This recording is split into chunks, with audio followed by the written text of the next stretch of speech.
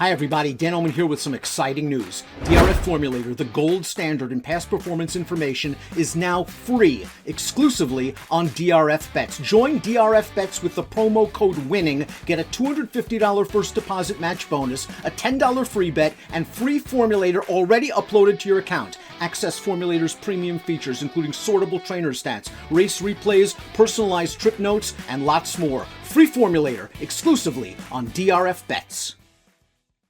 Dan Illman, Mike Beer, taking a look at race number 6 on Dubai World Cup Saturday at Meydan. This is the Group 1 Golden Shaheen. We're going 3/4 of a mile on dirt, approximate post time 10:45. For those of us here on the East Coast, let's take a look at this field. Several familiar American-based runners in this race, a race that Americans have dominated over the years. You've got Drain the Clock for Safi Joseph, Dr. Scheivel, who ran so well in the Breeders' Cup Sprint, and then you've got Wonder Where Craig is coming in from Maryland for Brittany Russell.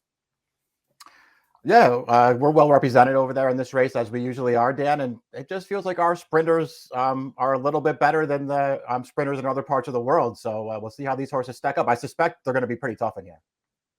We're going to take a look at this field in post position order, beginning with the number 14, Chain of Love. Program number 14, breaking from the inside post, and it took these connections a long time to figure out this mare's a dirt horse. Took about 14 races. They got her on the dirt. She has been good. Whether she's good enough to beat this field breaking from the inside post might be a different story. Solid effort last time out in the Saudi Cup to finish third, but really no threat. Yeah, exactly. It wasn't a real threat in there. I mean, it was a race that was sort of dominated up close, and she was a little wide, back off the pace, maybe a little bit of traffic coming into the stretch there, and she was between horses for a long way. I don't know. I thought she ran fine. She didn't necessarily run a race that maybe won a better back against this field, which I just think is better than the one she was in last time. One of the Japanese horses that should draw strong attention is right next door. That's the number 10, Red Lizelle, breaking from post position 2. Now, last year, this horse utilized the route to sprint move to finish a very good second in the Golden Shaheen, running on at the end of that race. And going to try to repeat that pattern here. They ran him in the mile February last time out. That distance is too far for him. I like him cutting back with that race under his belt. Yeah, I do too. I thought he actually ran pretty well in this race last year. Just a race where he had no chance with that winner there, Zenden, just running a big one on the lead. This horse was just a little too far away in that race, Dan, and rallied pretty well. I didn't know what to make of his last race. I agree with you. It's probably too far. He spent an awful lot of that race in and among horses, never really got clear through the stretch. I thought he was racing on okay, though. I feel like at a square price, he could be a horse you could consider in this race. There should be some pace, and he will kick on late if you give him pace. Drain the Clock is next, program number 3, post position 3. Grade 1 stakes winner, legitimate sprinter in the States. He won the Woody Stevens last year. He took down a nice scalp in Jackie's Warrior. Let's watch his most recent start. This is the Gulfstream Park Sprint, his one and only start thus far as a 4-year-old. Now, Mikey's 3-5 in this race. He makes the lead turning into the stretch. He's going to get beat by miles ahead, a horse that on paper probably shouldn't beat Drain the Clock. Was he short? I guess. I mean, you got to win this race, I think, anyway, Dan. He was a big favorite here. He had a lead. I get that it came back fast, with the 102 buyer, and I get that the horse that beat him is in pretty good form right now. You got to win that race. I know he looks good on paper. I've never been a real fan of this horse. He was one of the Americans I didn't want to bet in this race. Tariq is up next, one of the local hopes from Dubai. This is a horse that was mid-pack in the Golden Shaheen last year. A Group 3 winner in Dubai, 3 starts back, but I think that might be his ceiling. I do too. He faced a couple of these horses last time in his final prep. I didn't see his excuse there, Dan. I don't know if you felt differently. He took over that race pretty early. He had a clear lead into the stretch, and he just wasn't good enough to win there. He was a horse who I couldn't really make a strong case for. Mangier is somewhat interesting. The number 7 Irish bred spent most of his career on turf. They tried him on the dirt in the local prep, the Mahab al-Shamal. He ran on okay to be second behind Eastern World. There was really nothing wrong with that effort. It's just that this is a tougher field. It's a tougher field. He's another one who I just didn't really see his excuse last time. Obviously, he handled the dirt fine when they finally switched him over. I don't think that would be his excuse coming into this race. I just didn't really see his excuse in that last race. And Eastern World maybe as good as he is, he's not the horse to beat in here.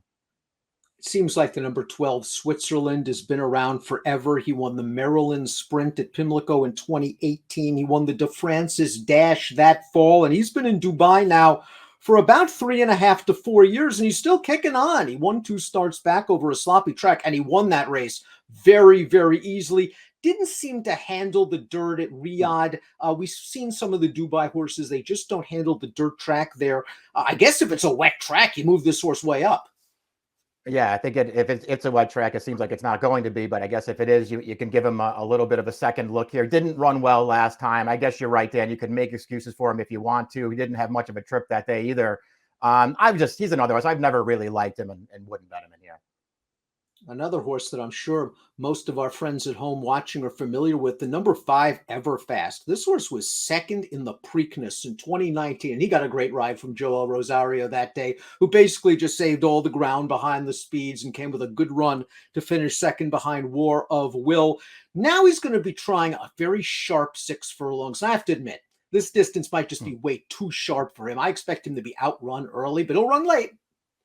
Yeah, it's a very interesting spot for this horse who his first 3 starts over there this winter, they just progressively stretched him out all the way to 1.25 miles last time. And now he's cutting all the way back to 6. Feels like a tall ask. Number 8, Meras, another horse in this field, began his career on turf and synthetic, middling results. He's now raced twice on dirt in Dubai this winter, and he's run well both times, winning both, including this race, the Group 3 Al Sindaga Sprint. And in this race, we see him. He has shown good speed in both of his races in Dubai. He's just going to hold sway in here. Tariq will run third. It'll be interesting to see if his speed plays with some of the American speedsters. Those horses are used to going faster fractions up front. Yeah, I feel like he's going to be in trouble with the other speed in this race. He ran well in here, Dan. He looked really good in this race for about 5 furlongs. He was traveling pretty strongly in there. I didn't love necessarily the way he finished it off, but he had a big enough cushion and he got the job done. He ran fine in both of his dirt starts. It just feels like this is going to be way tougher for him. Dr. Scheivel, the number 2, just seems like a very underrated horse. He won the Del Mar Futurity, a grade 1 race at 2. He was sidelined and missed the classics, and that might have been the best thing for him. He wasn't on the Triple Crown Trail. They kept him at his best distances, sprinting, and he came through with grade 1 win in the Bing Crosby and a very good effort in the Breeders' Cup Sprint. The Malibu, he took on Flightline, who might be a freak. He didn't have a great trip. He came out of that race a little bit sick and banged up. Yeah, it probably wasn't going to matter last time. He wasn't going to beat Flightline anyway, but he had trouble early in that race. He just wound up way back and out of position. And when you watch the stretch run, his rider was just sort of holding him together there, Dan. So that margin of defeat's exaggerated a little bit. His Breeders' Cup Sprint was great. What a tough beat that was. He ran really well in there. Man, in some ways, I just think he's the horse to beat in here. And he's got the tactical speed to lead. He can sit from just off the pace. He can rally from far back. He can adapt to any kind of pace scenario. Going to be taking him off a bad running line at a short price, but I agree with Mike. I think he is the horse to beat. Strong Constitution is up next, another horse that spent a lot of his career for Doug O'Neill in North America. Doug likes to ship horses to Dubai, and this horse ran fine 2 starts back in the fire break, going a mile. Now, he's run okay sprinting in the past, but not against this level of competition. I'm just not sure he's a 6 furlong Group 1 horse. Yeah, neither do I. I mean, based on what he was doing, over here at the beginning of his career, he's just not good enough to beat this field. And, as well as he ran 2 starts back, I still don't think he's improved enough in those last 2 starts to, make me really like him in this spot.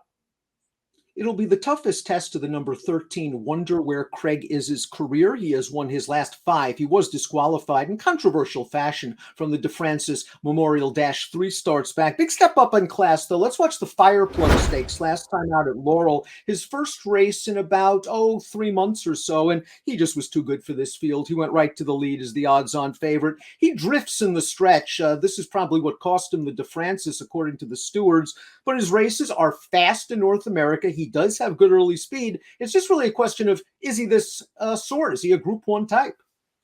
Yeah, it's a good test for him, taking on, even, just in the face of the other Americans in here, Dan. It feels like they're better probably than anything he's faced so far. But he's just a good horse, man. He shows up and he runs every time. He's really fast early. I do think he's going to be able to handle the tougher horses in this race. I guess it's just a question of how fast he has to go early, because when you watch his races, I mean, he really has no trouble making the lead against those horses. And it feels like that could be an issue for him here.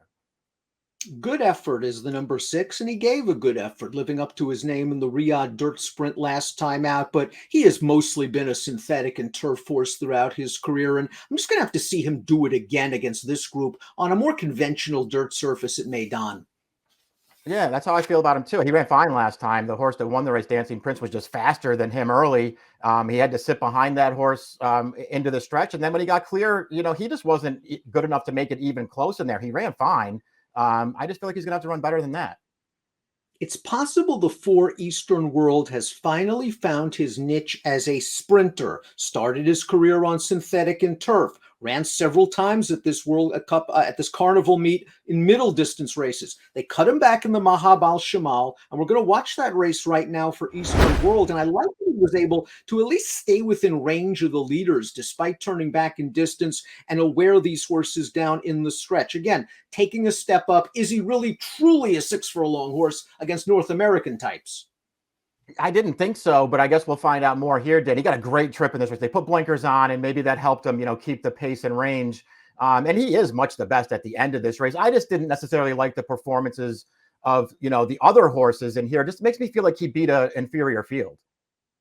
Moba completes the field, and it's a big ask, obviously, for a horse trying dirt for the first time. But when you look at this pedigree, Speightstown out of an Unbridled Songmare, I think this is the Afleet Alex family. I'm not completely sure, but this horse has run very well, sprinting on turf in Bahrain. A giant step up in class, trying dirt for the first time, far outside post as well. Yeah, a little bit of a wild card. I guess he should be a really big price in here. I suppose you could just look at him and say he's been really good sprinting on the grass lately. I'm going to take a shot that he can handle the dirt course here. And if he can, maybe he's a factor at a big price. He's not my kind of horse, but I can see making a case for him. Top pick time for the Dubai Golden Shaheen. The Americans have dominated this race, but the Japanese have really made strides internationally over the last few years. Red Lizelle proved he could step over this surface in this race last year, Mike. And again, he should get some pace to run at, shouldn't he? I feel like it's going to be a fast pace in here. I think that's going to help him. And I like his races enough to take a little bit of a shot here, Dan, at what should be a fair price. I wasn't way against your horse, Wonder Where Craig is, who I like. Obviously, I think Dr. Scheivel is probably the horse to beat. I just wanted to take a little shot in this race. It's the pace and class test for Wonder Where Craig is. We're going to see how good he is. Brittany Russell's had a tremendous last couple of years on the Maryland circuit. This horse likes to win races. He's going to be in the thick of things turning for home. I think 8-1 is fair. 13-3, 4-8 for me. 10-2, 13-3 for Mike. And the Dubai Golden Shaheen on World Cup Saturday. Good luck.